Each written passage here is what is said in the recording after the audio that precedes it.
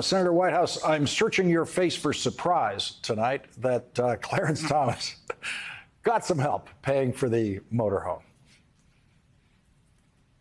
Yeah, this is now such a part of a pattern with Justice Alito and Justice Thomas getting things unreported from wealthy friends. As you said, it does look like this individual was an actual friend, unlike some of the right-wing billionaires. But we're thrown right away into the problem of this was never reported. And when you ask questions to find out whether or not it should have been reported, was the loan forgiven or was the loan paid off? Really basic questions like that, you cannot get a straight answer from anybody. And it's the same with Justice Alito and Leonard Leo and the Alaska fishing trip, and it's the same with the circumstances of the Indonesia vacations.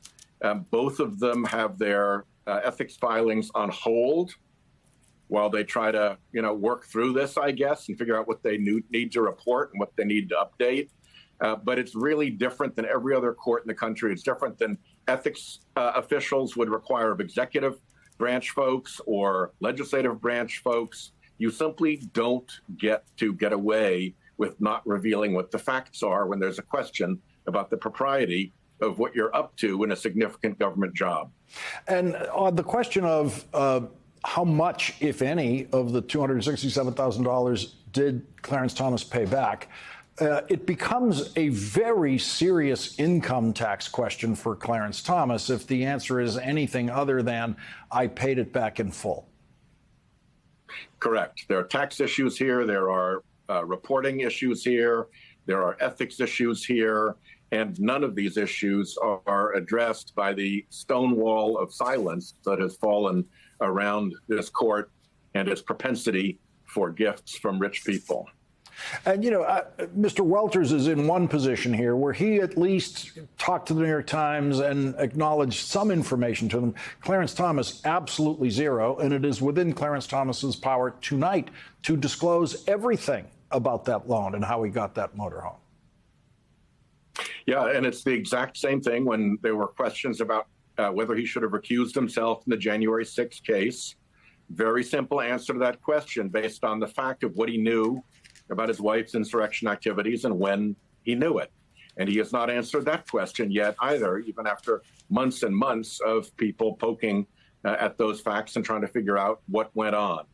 It simply is not appropriate for senior officials, particularly justices, to refuse to answer basic questions about whether they're following the law. And speaking of recusal, Justice Thomas did recuse himself twice in cases that could involve Mr. Welter's interests, which is the proper thing to do. He never gave a reason why. Yep. And so this one is probably not about undue influence on a Supreme Court justice. They really are old friends.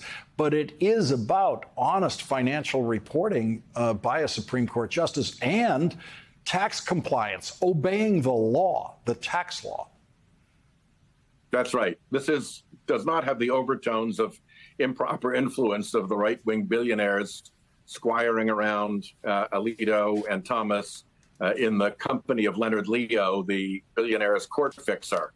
This is a different thing, but it plays right into the problem of people not telling the truth about what actually went on so that the public can be satisfied that he complies with the tax laws, he complies with the ethics laws, and he complies with the disclosure laws. There's not even an effort to make a disclosure. It's just omerta.